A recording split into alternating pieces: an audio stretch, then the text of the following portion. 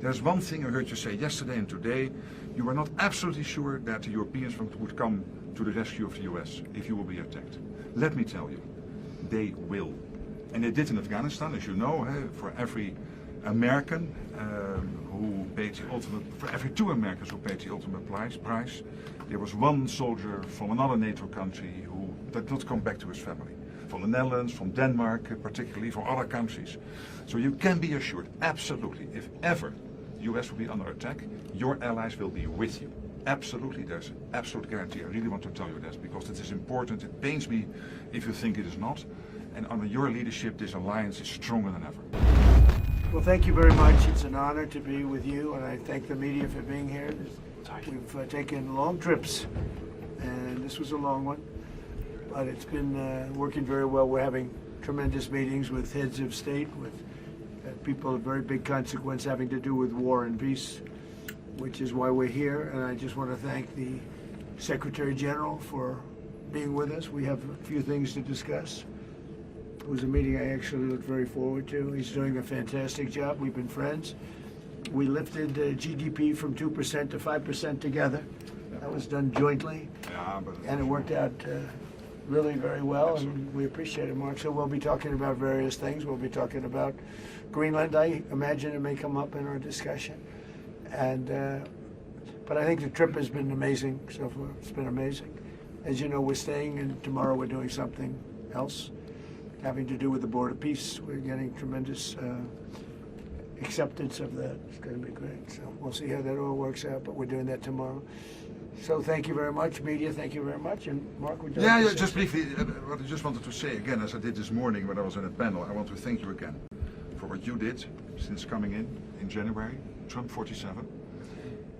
Basically getting the Europeans and Canada to really step up, and that led to the enormous success we had in The Hague with the 5%, which is crucial to defend ourselves and to also equalize with what the US is paying. This was a problem already there since Eisenhower. I always tell the Europeans, you are completely committed to NATO, but there is also that one irritant, and it is this factor, that the Europeans were not paying the same as the US was paying. And we solved it, and this is crucial also because we need the money to protect ourselves. There's one thing I heard you say yesterday and today. You were not absolutely sure that the Europeans would come to the rescue of the US if you will be attacked. Let me tell you, they will. And they did in Afghanistan, as you know, for every American who paid the ultimate, for every 2 Americans who paid the ultimate price, there was 1 soldier from another NATO country who did not come back to his family. From the Netherlands, from Denmark, particularly, from other countries. So you can be assured, absolutely, if ever the US will be under attack, your allies will be with you. Absolutely, there's an absolute guarantee. I really want to tell you this because it is important. It pains me if you think it is not. And under your leadership, this alliance is stronger than ever. Well, thank you very much. It's a great compliment. Any questions? Mr. President, the Danish foreign minister rejected your call to negotiate on Greenland. What will I didn't call him. No, sorry. The Danish foreign minister rejected what you said in your speech, that you were hoping to negotiate to acquire Greenland, essentially saying that this is not something that they are willing to discuss. So what will those negotiations Well, they look didn't like? tell me that, so when they tell me, because I don't like getting it secondhand. If he wants to tell me, he'll tell me that to my face. And when will you be discussing this? I have no idea. When you said you I'll were... be discussing it with this man right here. Mr. President... He's frankly more important. Mr. President, when you said you would remember if Denmark did not agree to a deal on Greenland, what did you mean? What are the consequences? You'll have to figure that out for yourself. You're a smart guy. Mr. President, do you see a price for Greenland that's reasonable? I could see that, yeah.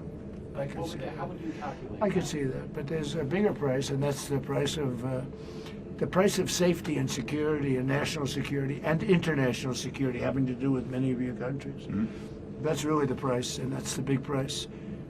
And as you know, we're doing the Golden Dome. It's going to be very expensive, and it's better if we have Greenland than it is without. It's going to be safer. It's going to be stronger. It's going to be better for Europe, and it's going to be better for us. And so we'll see what happens. Any other questions? Is it reassuring to hear the NATO Secretary-General say NATO will defend the United States if it comes under attack? Well, I hope that that's true. I mean, he's a good man. He's never lied to me before. You know, we've had a good relationship, and he made that statement. That's nice. I mean, you know, when I see what's happening with Greenland, I wonder, because I want Greenland for security. I don't want it for anything else. We have so much rare earth, we don't know what to do with it. We don't need it for anything else.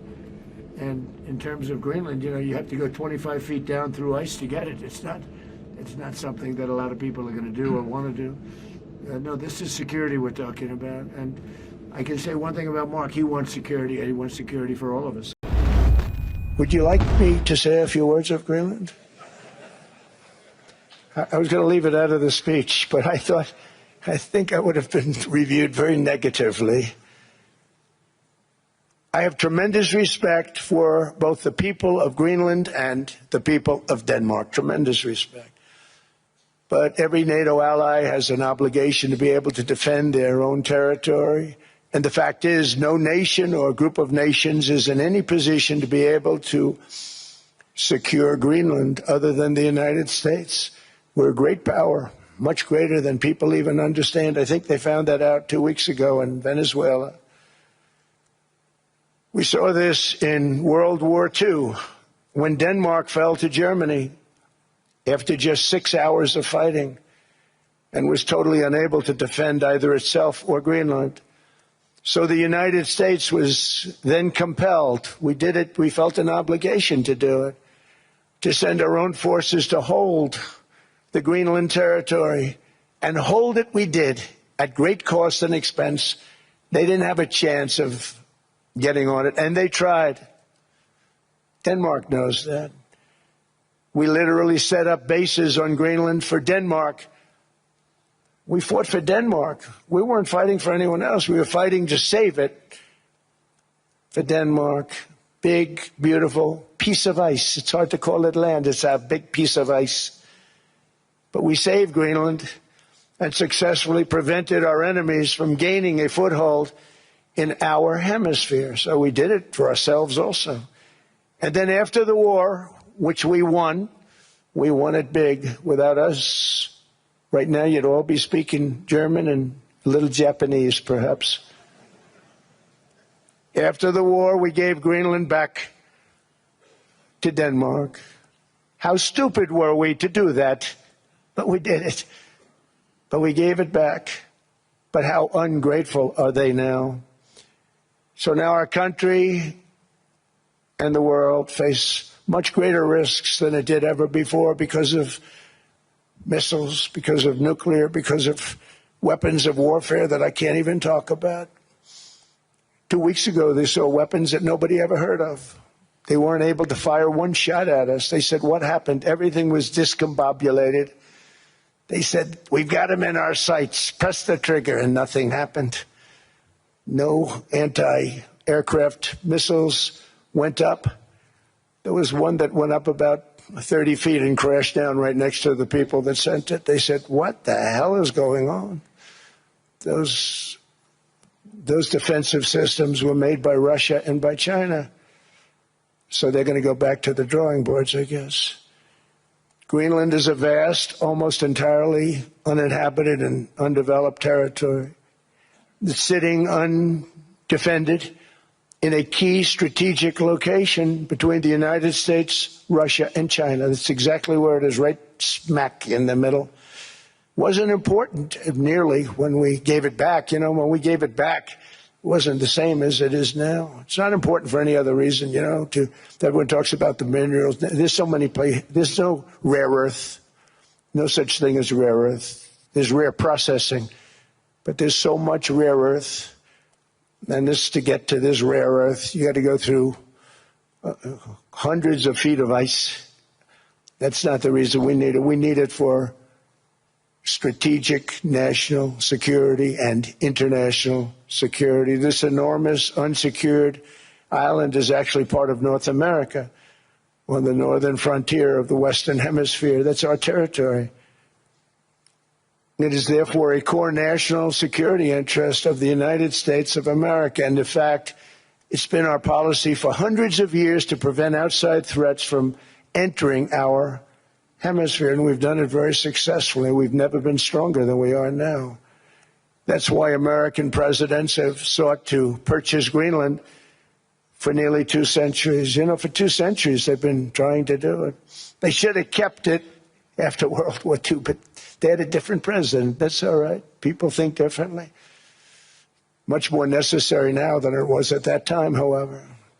In 2019, Denmark said that they would spend over $200 million to strengthen Greenland's defenses. But as you know, they spent less than 1% of that amount. 1%. There's no sign of Denmark there. And I say that with great respect for Denmark, whose people I love, whose leaders are very good. It's the United States alone that can protect this giant mass of land, this giant piece of ice, develop it and improve it and make it so that it's good for Europe and safe for Europe and good for us. And that's the reason I'm seeking immediate negotiations to once again discuss the acquisition of Greenland by the United States, just as we have acquired many other territories throughout our history, as many of the European nations have. They've acquired, there's nothing wrong with it. Many of them, some went in reverse, actually, if you look. Some had great, vast wealth, great, vast lands all over the world. They went in reverse. They're stuck back where they started. That happens too. But some grow. But this would not be a threat to NATO. This would greatly enhance the security of the entire alliance, the NATO alliance. The United States is treated very unfairly by NATO. I want to tell you that. And when you think about it, nobody can dispute it. We give so much and we get so little in return. And I've been a critic of NATO for many years. And yet I've done more to help NATO than any other president by far, than any other person. You wouldn't have NATO if I didn't get involved in my first term. The war with Ukraine is an example. When it comes to the security of the Arctic region, Europe is fully committed. And we share the objectives of the United States in this regard. For instance, our EU member, Finland, one of the newest NATO members, is selling its first icebreakers to the United States. And this shows that we have the capability right here in the ice, so to speak. It shows that our northern NATO members have Arctic-ready forces right now. And above all, that Arctic security can only be achieved together. And this is why the proposed additional tariffs are a mistake, especially between long-standing allies. U.S. President Donald Trump fires another warning shot at its NATO allies. If they move on trade, I'll meet it, he said, warning that it would ricochet back. This time, the trigger isn't China or Russia, it's Greenland, and a showdown unfolding as the world gathers in Davos. Speaking to News Nation, President Trump made clear the United States would match any European trade retaliation, move for move. If they do anything to us, he said, I'll meet it. Not a threat of escalation, Trump insisted, but a promise of symmetry. The warning landed before Trump arrived in Davos, the World Economic Forum, where allies, rivals, and dealmakers collide. But this year, Trump arrives with baggage. Over the weekend, he imposed 10% tariffs on Denmark and European partners, directly tied to resistance against U.S. control of Greenland, and he has not ruled out military force. Europe has pushed back, publicly and usually bluntly. British Prime Minister Keir Starmer broke diplomatic convention, saying Greenland's future belongs only to its people and Denmark. France echoed that confusion. Trump himself shared a message from President Emmanuel Macron, I do not understand what you are doing on Greenland. Despite the tension, Trump struck an optimistic tone. He suggested a deal could be reached within days, possibly at Davos itself, one that leaves NATO satisfied and America satisfied. But behind the optimism sits a reality. Tariffs are already in place, trust is strained, and Europe is weighing retaliation. This is no longer just a trade dispute. It's a test of alliance boundaries, how far pressure can go before unity fractures. Greenland is the symbol. tariffs are the weapon, and Davos is now the arena where this standoff could either explode or reset.